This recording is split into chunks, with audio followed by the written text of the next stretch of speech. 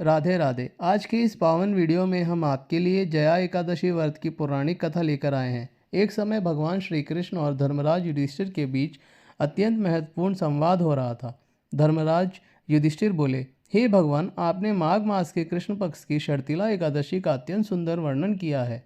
अब आप कृपा करके माघ शुक्ल एकादशी का वर्णन कीजिए। इसका क्या नाम है, इसकी व्रत विधि क्या है और इस व्रत में किस देवता की पूजा की जाती है। भगवान श्री कृष्ण बोले, हे राजन, इस एकादशी का नाम जया एकादशी है। इस व्रत के प्रभाव से मनुष्य ब्रह्मत्या जैसे महापापों से मुक्त होकर मोक्ष को प्राप्त करता है तथा भूत पिशाच आदि योनियों से भी छूट जाता है। इस व्रत को विधि विधान से करना चाहिए। यह कथा मैं तुमसे कहता हूँ, ध्यानपूर्वक सुनो। कई वर्ष पूर्व स्वर्गलोक में देवराज इंद्र राज किया करते थे। नंदनवन में जहाँ परिजात पुष्प खिले रहते थे, एक दिन इंद्रदेव सोमरस का पान कर रहे थे। अप्सराएं नृत्य कर रही थी और गंधर्व मधुर संगीत प्रस्तुत कर रहे थे। मुख्य गंधर्व चित्रसेन, उनकी पत्नी मालिनी और पुत्र माल्यवान वहाँ उपस्थित थे। उसी सभा में पुष्पवती नाम की एक अप्सरा भी थी, जो माल्यवान की ओर आकर्षित हो गई।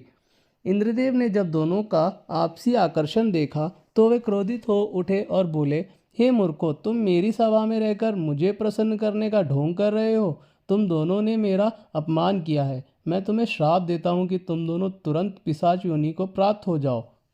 श्राप के प्रभाव से माल्यवान और पुष्पवती हिमालय के शिखर पर पिशाच रूप में उत्पन्न हुए। चारों ओर बर्फ ही बरफ थी, ना भोजन था न जल। ठंड से कांपते हुए उन्होंने एक गुफा में शरण ली। एक दिन माल्यवान बोला, ना जाने हमने कौन सा पाप किया है जिसका यह फल हमें भोगना पड़ रहा है। शीत लहरों के कारण उन्हें पूरी रात नींद नहीं आई। भूख प्यास से व्याकुल होकर वे रात्रि जागरण करते रहे और मन ही मन भगवान श्री हरि का स्मरण करते रहे।